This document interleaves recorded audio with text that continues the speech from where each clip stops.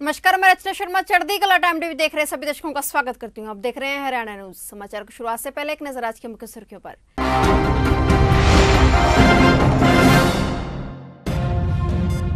दिल्ली सरकार ने सभी बॉर्डर को किया सील, गुरुग्राम फरीदाबाद से नहीं मिलेगी एंट्री।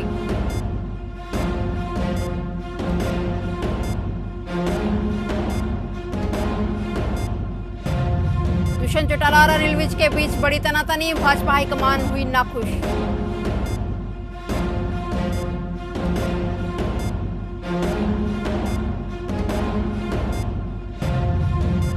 हरियाणा में फूटा महामारी का ब्लास्ट, तेजी से बढ़ रही मरीजों की संख्या।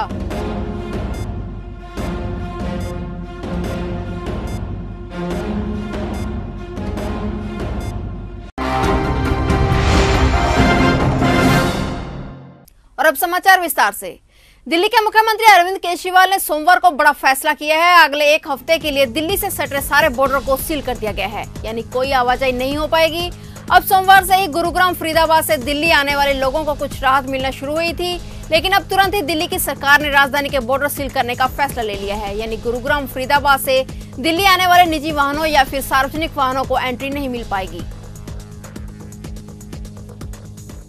हरियाणा में अब महामारी के मरीज तेजी से बढ़ने शुरू हो गए हैं। सोमवार को सोनीपत में एक बार फिर 16 नए पॉजिटिव मिले हैं। इसी के साथ जिले में पीड़ितों का आंकड़ा 228 पर पहुंच गया है। वहीं सोनीपत में अब 78 एक्टिव मरीज हैं। स्वास्थ्य विभाग सोमवार को संक्रमित मिले मरीजों का यात्रा इतिहास जुटाने में लग चुका है।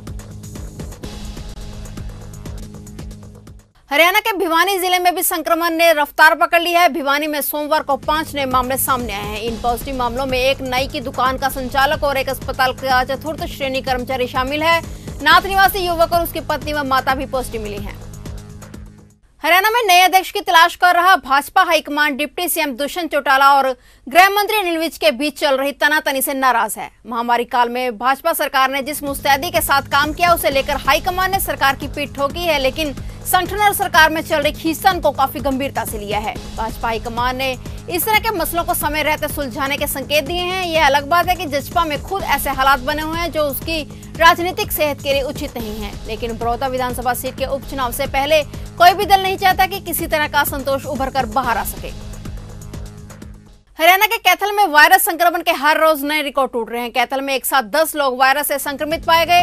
एक साथ 10 लोगों की रिपोर्ट पॉजिटिव आने के बाद कैथल में अब कुल संक्रमितों की संख्या 23 हो गई है, जबकि 54 लोग अभी भी आइसोलेट हैं और 72 लोग क्वारंटाइन हैं। वहीं संक्रमितों की संख्या लगातार सामने आने के बाद से कंटेनमेंट जोन में स्क्रीनिंग तेज कर दी गई है।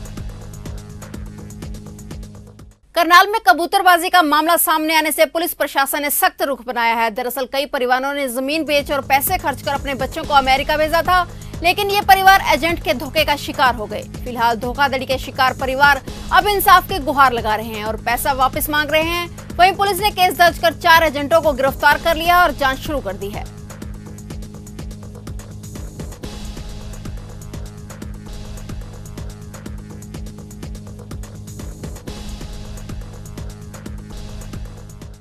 यूएसए से कुल 25 व्यक्ति ऐसे विक्टिम्स हैं जिनकी हमारे पास लिस्ट आई है, जो इलीगल वे से यूएस में एंटर किए थे।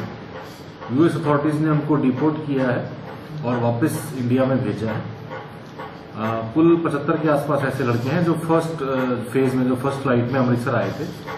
उनमें से 25 की कंप्लेंट्स हमारे को जो स्टेट क्राइम ब्रांच है उनके माध्यम से प्राप्त हुई है, जिसमें हमने एफआईआर दर्ज कर दी है। और 4 व्यक्तियों को, जो एजेंट्स हैं, जो इलीगली इन लड़कों को बाहर भेजते थे, उनको अरेस्ट किया है और उनकी अभी पुलिस रिमांड हमने ले रखी है, पूछताछ चल रही है। भिवानी जिला सहित भवानीखेड़ा में महामारी का कहर लगातार बढ़ता ही जा रहा है। आज भी भवानीखेड़ा से 4 व्यक्तियों की पॉजिटिव रिपोर्ट जिला स्वास्थ्य विभाग को मिली है। भवानीखेड़ा में अब कुल संक्रमित केसों की संख्या 13 हो गई है, जिसमें से रोहनाथ निवासी व्यक्ति ठीक हो चुका है, तो वहीं 12 केस एक्टिवेट हैं। इनमें से रिवाड़ी खेड़ा, चांग, भवानीखेड़ा शहर व सिरसा घोगड़ा में 1-1, तोतरी गड़ाना व नाथुवास में 4-4 एक्टिव केस शामिल हैं। फिलहाल चारों पॉजिटिव केसों को भिवानी के एक सामान्य अस्पताल में आइसोलेट कर दिया गया, जबकि उनके परिजनों को होम क्वारंटाइन कर दिया गया है। रतिया की रामनगर कॉलोनी के लोग इन दिनों नरकीय जीवन जीने को मजबूर हो रहे हैं। कॉलोनी में गलियों की हालत इतनी बुरी है कि गलियों में चलना लोगों के लिए मुश्किल हो रहा है। गलियों में हर तरफ कीचड़ का साम्राज्य है। वहीं पेयजल व्यवस्था भी बुरी तरह से लड़खड़ाई हुई है। कॉलोनी में आ रही परेशानियों को लेकर कॉलोनीवासी कई बार अधिकारियों के दरवाजे खटखटा चुके हैं, मगर समाधान के नाम पर उन्हें केवल आश्वासन ही मिला है, जिसके चलते कॉलोनीवासियों ने अपने घरों से बाहर आकर प्रशासन के खिलाफ जमकर नारेबाजी की और प्रशासन को चेतावनी दी कि अगर उनकी समस्या का समाधान शीघ्र नहीं हुआ तो वे संबंधित अधिकारियों के कार्यालय को घेराव कर अपना विरोध प्रदर्शन करेंगे।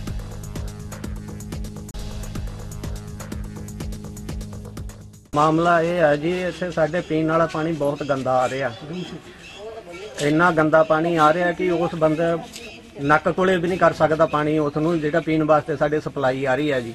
4-5 वारी असीं अधिकारियों नूं मिल चुके हैं, साडी कोई सुनवाई नहीं हो रही। जे साडा इह पानी का मसला ना हल होया तां असीं अगे वास्ते फिर 2-3 दिनों तो बाद असीं मार्केट कमेटी के अंदर धरना देवांगे।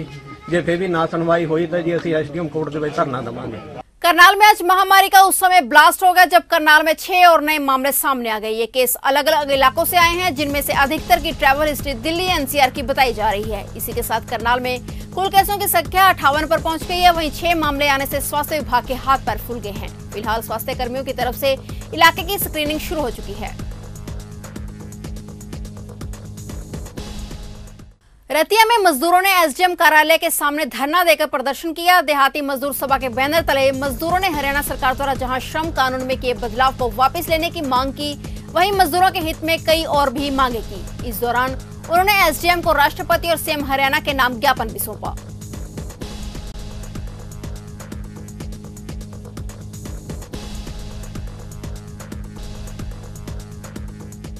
ये आज देहाती मजदूर सभा संगठन है हरियाणा का, उसके अंतर्गत ये धरना दिया जा रहा है, जिसमें मजदूर परिवारों के लिए लॉकडाउन के दौरान 7500 रुपये की मांग की गई है। बुढ़ापा पेंशन है जो उसको 5000 करने की मांग है।